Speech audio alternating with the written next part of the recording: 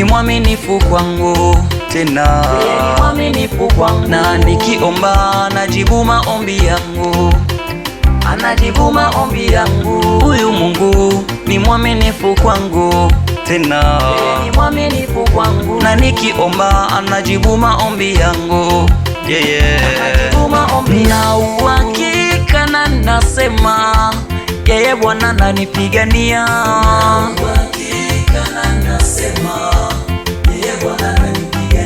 vita siapo kama maji sitazama, hajawahi kuniacha na nishindia.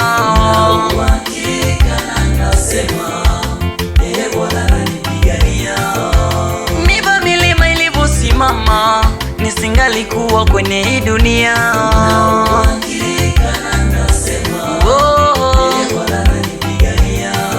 Na ushuhuda wa mengi alonivusha, ndio maana nasema ananipigania.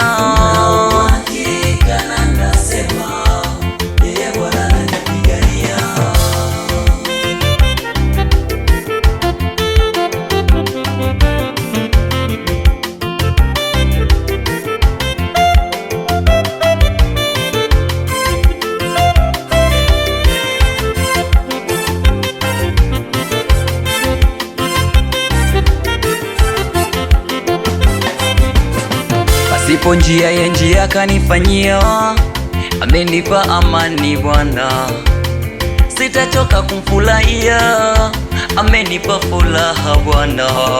Maumivu ya moyo amenifutia, amenipa kicheko Bwana.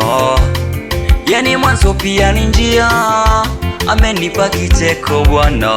Pasipo njia ya njia kanifanyia, amenipa amani Bwana, sitachoka kumfurahia, amenipa furaha Bwana. Maumivu ya moyo amenifutia, amenipa kicheko Bwana.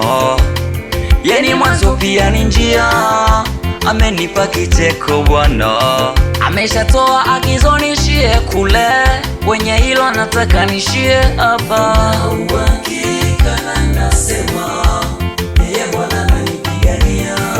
Na ushuhuda wa mengi alonivusha, ndio maana nasema ananipigania.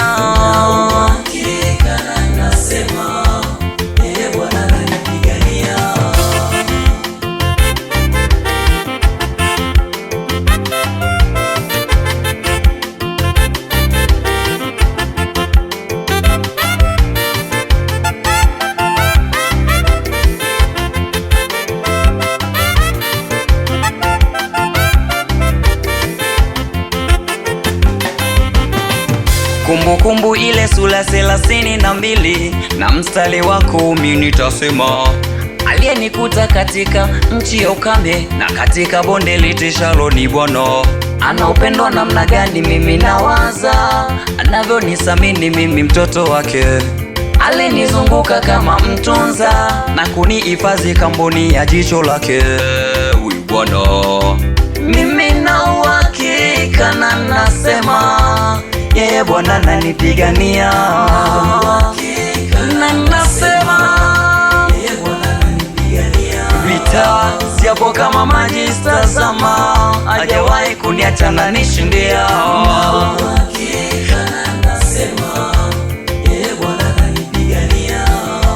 Miba milima ilivyosimama, nisingalikuwa kwenye hii dunia.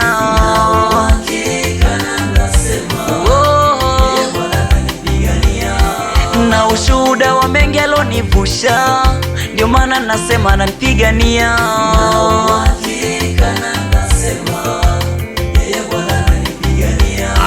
Ameshatoa agizo nishie kule, wenye hilo nataka nishie hapa. Na nasema